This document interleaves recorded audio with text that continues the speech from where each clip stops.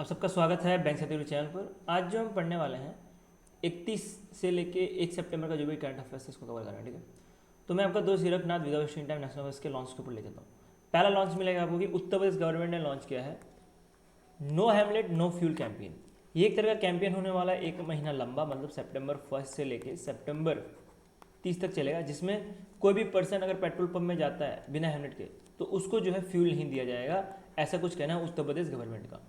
कुछ कुछ petrol pumps के नाम याद रखने हैं आपको, जैसे कि जो petrol pump Indian oil corporation limited के अंतर्गत आती है, उसके साथ जो भारत पेट्रोलियम के अंतर्गत आती है, उसके बाद जो हिंदुस्तान पेट्रोलियम के अंतर्गत आती है। ये 3 तरह का पेट्रोलियम है जहाँ पे अगर पेट्रोल मांगने जाओगे तो मेजरली ये 3 तरह के पेट्रोल पंप आपको दिखेंगे हर जगह पे। तो अगर 3 तरह के पेट्रोल पंप में कोई भी अगर उत्तर प्रदेश में बिना हेलमेट के जाएगा तो उसको जो है पेट्रोल जो है नहीं दिया जाएगा। ऐसा कुछ कहना है उत्तर प्रदेश गवर्नमेंट का। ये देखने का कि ये पूरा का पूरा इम्प्लीमेंट सही से हो रहा है कि नहीं, ये देखने का काम police, district administration, transport department का रहने वाला है। ये चीज़ ध्यान देना, ठीक है। तो ये 3 लोगों का काम रहेगा, ये 3 ऑर्गेनाइजेशन का काम रहेगा, ये पूरा का पूरा इम्प्लीमेंट हो रहा है कि नहीं इसको देखने का। किस किस बेस पे ये चीज़ की जा रही है अगर बात करें तो ये आपको मिलेगा कि जो सेक्शन 129 मोटर व्हीकल एक्ट है उसके अंतर्गत की जा रही है, और दूसरा आपको मिलेगा सेक्शन 194D के अंतर्गत की जा रही है, ठीक है। पेनल्टी फॉर दी वॉयलेशन, ये सारी चीज़ें आपको ध्यान देनी है। अगर बात करिए जो लीगल बेसिस लिखा पड़ा है, यहाँ से क्वेश्चन पूछे जाने के बहुत कम चांस है। इंपॉर्टेंट है ये पेट्रोल पंप के नाम, ठीक है, कहाँ कहाँ पे जो है आपको कहाँ कहाँ जो है पेट्रोल नहीं दिया जाएगा, कौन कौन से पेट्रोल पंप में नहीं दिया जाएगा। उसके साथ ये कैंपेन जो है कौन चला रहा है, उत्तर प्रदेश गवर्नमेंट चला रही है, ये इंपॉर्टेंट है एग्जाम के लिए, ठीक है। ये 2 चीज़ इंपॉर्टेंट है, ये चीज़ ध्यान देना। इजी न्यूज़ था, क्या था कि कोई भी हेलमेट पहन के नहीं आएगा तो उसको मना कर दिया जाएगा, नो हेलमेट नो फ्यूल के तौर पे इस कैंपेन के अंतर्गत उनको नहीं दिया जाएगा। ये टोटल 1 महीना लंबा कैंपेन चलने वाला है, ये चीज़ ध्यान देना, ठीक है। नेक्स्ट न्यूज़ बढ़ता है। नेक्स्ट आपको जो लॉन्चेस मिलेगा वो आएगा मिनिस्ट्री ऑफ फाइनेंस की तरफ से। मिनिस्ट्री ऑफ फाइनेंस ने जो है लॉन्च किया है one time one way from unified pension scheme to national pension scheme. अगर कोई पर्सन ने यूनिफाइड पेंशन स्कीम से जो है नेशनल पेंशन स्कीम में अगर शिफ्ट कर दिया, उसके बाद जो है वापस से वो यूनिफाइड पेंशन स्कीम के तहत नहीं आ सकता। ऐसा कुछ कहना है मिनिस्ट्री ऑफ फाइनेंस का, ठीक है। तो मिनिस्ट्री ऑफ फाइनेंस ने इसको लॉन्च किया, और दोनों के बीच में क्या डिफरेंस होता है उसको थोड़ा बहुत समझ लेते हैं, फिर आपको समझ आएगा कि क्यों जो है ये चीज़ की जा रही है, ठीक है। अगर बात करें यूनिफाइड पेंशन स्कीम की, इसका एक बेनिफिट हो जाता है कि गवर्नमेंट बैक रहता है। गवर्नमेंट बैक रहता है इसका मतलब क्या होगा, आपको तो पता ही होगा कि पेंशन जो मिलता है उसमें 50% गवर्नमेंट जो है देता है। जो लास्ट बेसिक पे है उसका 50% गवर्नमेंट देता है पेंशन के तौर पे, जो पहले ओल्ड पेंशन स्कीम था या तो यूनिफाइड पेंशन स्कीम बोल सकते हो उसके अंतर्गत। लेकिन जो अभी नेशनल पेंशन स्कीम आया है इसके अंतर्गत आपको पता होगा कि इसके अंतर्गत एम्प्लॉयर भी कुछ पैसा डालते हैं, उसका एम्प्लॉय भी कुछ पैसा डालता है, और उसमें देखा जाएगा तो ये मार्केट ड्रिवेंड है, इसमें गवर्नमेंट बैक नहीं है, ये हाई रिस्क की रहता है और ये मार्केट पे पूरा पूरा डिपेंड रहता है, ठीक है। लेकिन जो यूपीएस है वो मार्केट पे डिपेंड नहीं रहता, गवर्नमेंट कुछ भी बोलती है मार्केट ऊपर जाएगा नीचे जाएगा, हम आपको 50% जो है जो आपका लास्ट बेसिक पे है उसके हिसाब से पैसा देंगे। तो क्या हो रहा है कि अभी सिचुएशन ये बन रही है कि लोग यूपीएस से जो है एनपीएस में शिफ्ट नहीं हो रहे हैं क्योंकि बेनिफिट नहीं मिल रहा। अब कोई गवर्नमेंट एम्प्लॉय है, गवर्नमेंट क्यों जाता है, क्योंकि सिक्योरिटी रहती है यहाँ पे, और गवर्नमेंट सिक्योरिटी के साथ जो है उस पर्सन को लाइफ में भी जब पेंशन मिले उसको, उसमें भी उसको सिक्योरिटी ही चाहिए होगी। तो इसी के लिए जो है वो अगर यूपीएस में होगा तो वो यूपीएस से क्यों एनपीएस में शिफ्ट करेगा, ये एक पॉइंट रहता है। तो गवर्नमेंट चाह रही है कि ज़्यादा से ज़्यादा लोग एनपीएस में शिफ्ट करें, और अगर वो एनपीएस में शिफ्ट हो गए तो वापस से वो यूपीएस में शिफ्ट ना हो पाए, इसी के लिए जो है ये स्टेप उठाया गया है, ठीक है। तो ये वॉलंटरी बेस पे रहता है, ये मैंडेटरी नहीं है, ठीक है, कि एनपीएस में शिफ्ट होना। और अभी गवर्नमेंट ने डेडलाइन देकर रखा है कि ये जो स्विच फैसिलिटी है ये दी जाएंगी 30 सितंबर 2025 से, ठीक है।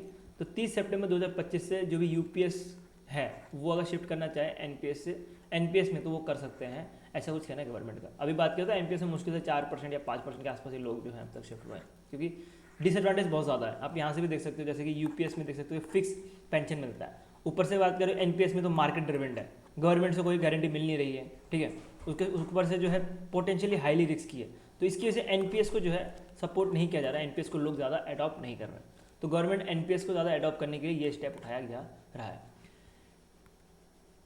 उसके बाद देखें क्या रीज़न है, मैंने आपको ऑलरेडी बता दिया कि बहुत कम लोग ही है जो कि रिस्पॉन्स कर रहे हैं, 1% है, ठीक है। 1% या तो कई डेटा पे 4%, 5%, 3% ऐसे करके रखा हुआ है, और बहुत कम है जिसकी वजह से गवर्नमेंट ऐसे स्टेप्स उठा रही है।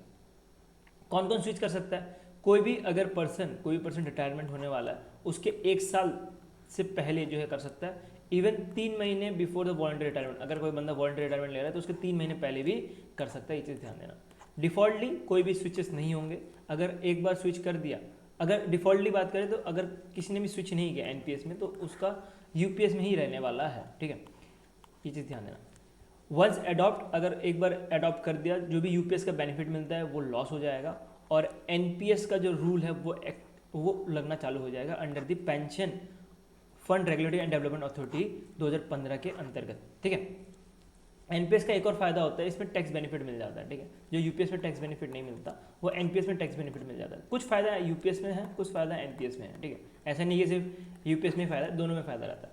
तो किसी किसी लोगों के लिए एनपीएस अच्छा रहेगा, किसी के लिए यूपीएस अच्छा लगेगा, बट बहुत लोग जो है अभी शिफ्ट नहीं कर रहे, तो इसके से ये स्टेप उठाएंगे।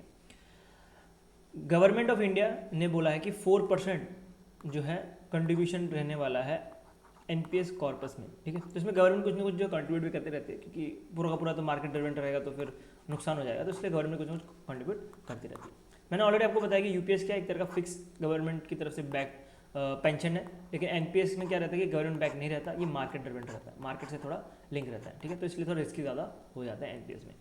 नेक्स्ट न्यूज़ बढ़ते हैं।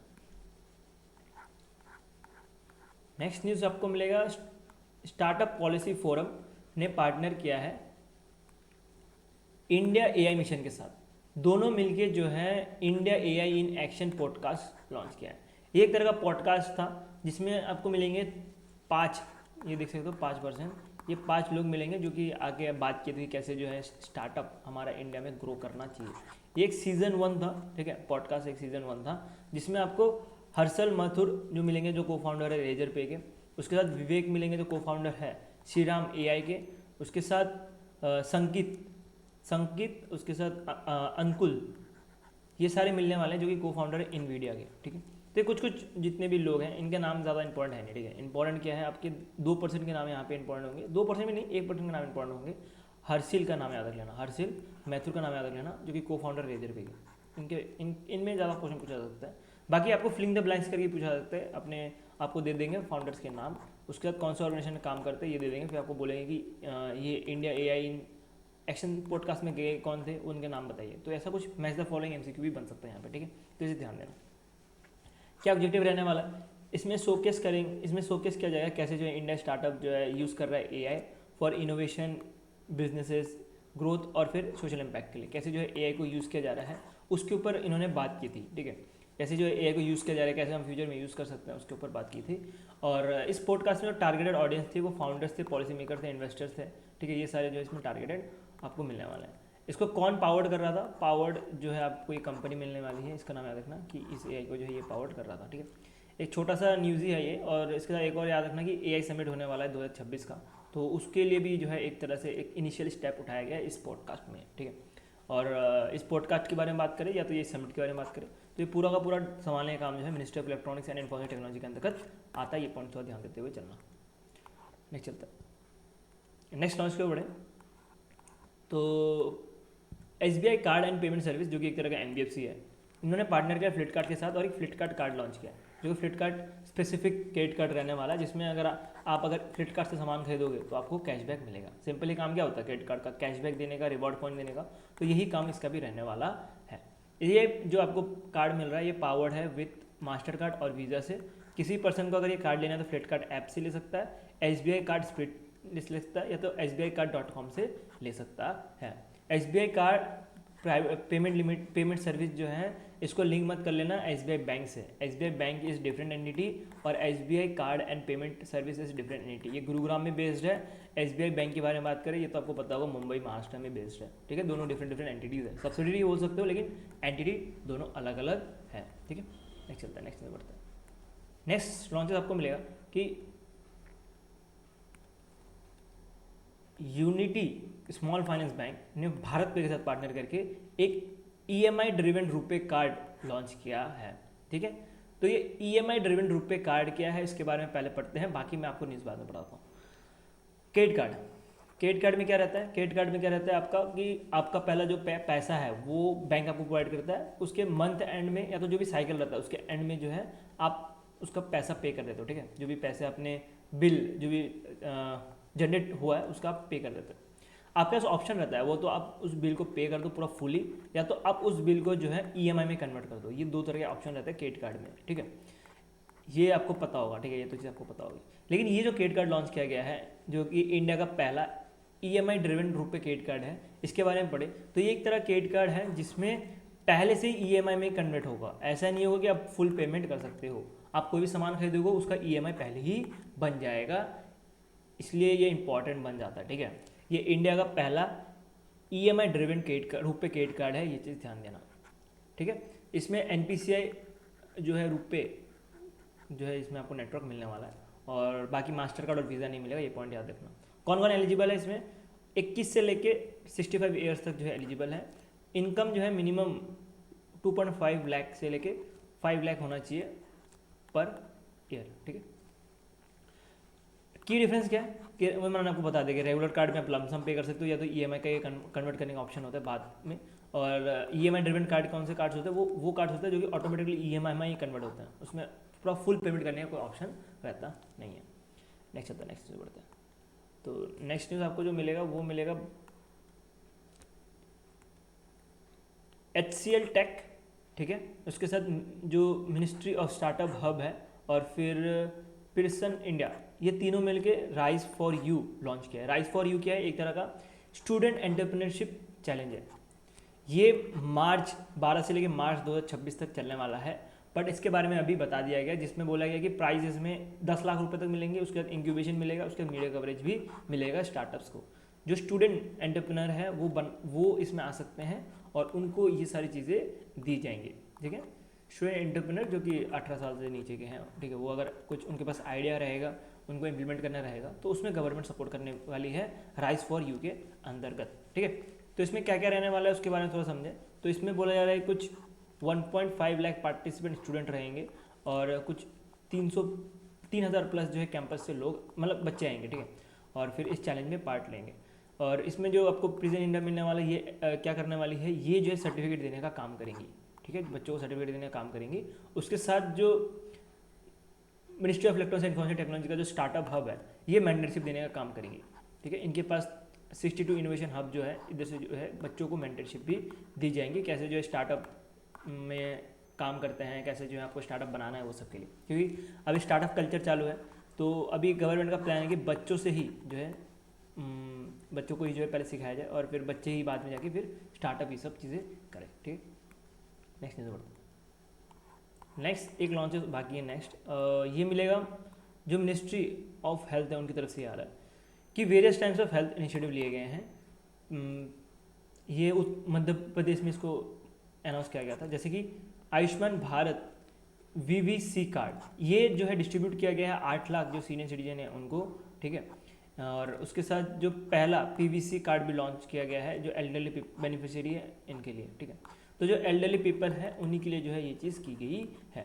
दूसरा आपको मिलेगा डिजिटल हेल्थ टूल लॉन्च किया है, और ये आपको आयुष्मान शक्ति चैट बॉट भी दिखेगा, ठीक है। ये सारी चीज़ें जो है यहाँ पे की गई। ये जो है न्यूज़ जो है लेसन बोर्ड में आता है, ठीक है। इसको एक बार आप घुमा लेना PDF के थ्रू, जो मैं आपको लिंक में दे दूंगा डिस्क्रिप्शन में, वहाँ से आप डाउनलोड कर सकते हो। और इतना इंपॉर्टेंट है नहीं, ठीक है, इसको स्किप कभी कर सकते हो। नेक्स्ट चलते हैं, यहाँ से क्वेश्चन नहीं बनेंगे। इंटरनेशनल न्यूज़ के ऊपर बढ़े तो ये वाला इंपॉर्टेंट न्यूज़ है, क्योंकि नेपाल के बारे में बात करें तो नेपाल जो है international big cat alliance join कर लिया है, और 13वां मेंबर बन चुका है, 13 मेंबर बन चुका है Nepal. International big cat alliance के बारे में पता होगा, इसका हेडक्वार्टर आपको दिल्ली में मिलेगा, और इसके अंतर्गत आपको टोटल 7 बड़े कैट्स मिलने वाले हैं, जैसे tiger, lion, leopard, snow leopard, cheetah, jaguar, puma. तो ये 7 तरह के जो भी मान सकते हो कि बिग कैट्स हैं जो कि धीरे धीरे खत्म होते जा रहे हैं, उनको बचाने के लिए international big cat alliance India में बनाया गया था, ठीक है।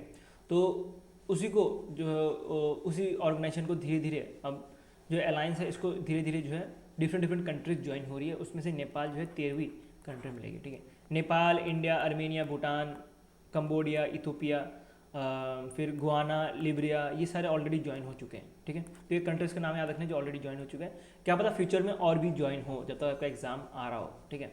तो अभी बस आपको नेपाल का नाम याद रखना है, बाद में ये सारे के जितने भी नाम है ये भी याद रख लेना, कुछ भी हो सकता है एग्जाम में, कुछ भी पूछा जा सकता है, ठीक है। नेक्स्ट चलते हैं। नेक्स्ट बड़े तो आपको मिलेगा कि इंडिया इलेक्ट हुआ है chairman of Asia Pacific institute for broadcast development executive board के लिए, ठीक है। तो इसको जो है चेयर कर रहे थे, इस कॉन्फ्रेंस एक था जो कि थाईलैंड में हो रहा था, इसका 23 कॉन्फ्रेंस, जिसको चेयर कर रहे थे गौरव द्विवेदी, जो कि CEO है प्रवासी भारती के। तो इसमें ये चेयर कर रहे थे और उधर ही जो है इंडिया को ऐसा इलेक्ट किया गया है chairman of Asia Pacific institute for broadcast development executive board के लिए। थीम क्या था इस कॉन्फ्रेंस का, आपको मिलेगा media for people, peace and prosperity, ये इधर का थीम था, ठीक है। अर्लियर रोल क्या था, इंडिया जो है पिछली बार 2016 में सेलेक्ट हुआ था और उसके बाद अब जाके 2000 देख सकते हो 25 में सेलेक्ट हुआ है इस ऑर्गेनाइजेशन के लिए। इसका हेडक्वार्टर आपको मलेशिया में मिलने वाला है और इंडिया जो है इसमें फाउंडिंग मेंबर भी था, ठीक है, जिसमें प्रवासी भारतीय जो है रिप्रेजेंट किया था, ठीक है। इस ऑर्गेनाइजेशन के बारे में बात करें तो एशिया पैसिफिक में जो ब्रॉडकास्टिंग होती है उसके ऊपर न्याय रखने का इसका काम रहता है। नेक्स्ट चलता है, नेक्स्ट MU है, ये आपको मिलेगा department of food public distribution ने पार्टनर किया है वर्ल्ड फूड प्रोग्राम के साथ और दोनों मिलके जो है ग्लोबल हंगर को ख़त्म करने के लिए पार्टनरशिप किया है। एक तरह से लेटर ऑफ इंडीड साइन किया, ठीक है, लेटर ऑफ इंडीड साइन किया। मैंने यहाँ पे लिखा नहीं क्योंकि कोई पूछता नहीं, एग्जामिनर आजकल ये चीज़ें पूछना छोड़ दिया है कि क्या साइन किया गया है, तो बेटर ये कि याद मत रखो क्या साइन किया। लेटर ऑफ इंडीड साइन किया जिसके अंतर्गत बोला गया कि दोनों चाहते हैं कि जो ग्लोबल फूड हंगर है वो ख़त्म हो under the theme of Vasudhaiva Kutumbakam, ठीक है। इसके बारे में आपको ऑलरेडी पता होगा इस थीम के बारे में, तो इसके अंतर्गत ही ये चीज़ की गई है। क्या काम रहने वाला है कि department of food public distribution ने बोला है इंडिया की तरफ से 200 के मैट्रिक टन जो है वो दी जाएंगी इस हंगर को खत्म करने के लिए। मतलब पूरे दुनिया में जो भी गरीब देश हैं उनको जो है ग्लोबल हंगर के अंतर्गत उनको जो है 200 के मैट्रिक टन तक जो है राइस देने का काम करेंगे, ठीक है। कौन सा राइस, फोर्टिफाइड राइस देने का काम करेंगे। कौन देगा ये, FCI देगा, ठीक है। फूड कॉर्पोरेशन ऑफ इंडिया की तरफ से उनका जो वेयर हाउस रहता है उधर से दी जाएंगी, ठीक है। जो राशन का जो आपको पता होगा राशन भी जो मिलता है लोगों को वो भी यहीं से मिलता है और यही इनका ही काम होता है, फूड कॉर्पोरेशन इंडिया का ही काम होता है कि जो फार्मर्स हैं उनसे जो है राइस हो या दाल हो या प्याज हो, ऑनियन हो, जो भी ये चीज़ है ये प्रोक्योरमेंट करने का, ठीक है। तो इनका ही काम होता है और यही जो है बाद में पूरे जो ग्लोबल है, ग्लोब में जहाँ पे भी हंगर है वहाँ पे देने का काम रहने वाला है। लास्ट न्यूज़ है हमारा एक आज का जो कि आपको बुक्स की तरफ से मिलने वाला है। ये आपको बुक एक मिलने वाला है, ये बुक का नाम देख सकते हो, the flight out of new India, ठीक है, ये बुक का नाम है the flight out of new India of the success, जो कि संजय बासु ने लिखा, ठीक है। इसमें अंदर क्या बोला है कि इंडिया कैसे जो है अब्रॉड जाता है और वहाँ पे जाकर सेटल हो जाता है और वो नॉन रिटर्निंग इंडियन बन जाता है, उसके बारे में ये पूरा का पूरा बुक लिखा गया है संजय बासु के द्वारा। इसको पब्लिश किसने किया है वो इंपॉर्टेंट नहीं है, एग्जाम में आजकल पब्लिशर कोई नहीं पूछता, ठीक है। पब्लिशर आप स्किप करना चाहो तो कर सकते हो। टोटल इसमें 4 कैटेगरी में इस बुक में चीज़ें लिखी गई है, कैसे जो है माइग्रेंट बाहर जाते वापस आते नहीं है। ये 4 पॉइंट्स आप यहाँ से पढ़ लेना, ठीक है। सॉरी, तो सिंपल सा न्यूज़ है, इतना कुछ है नहीं इसमें भी, ठीक है।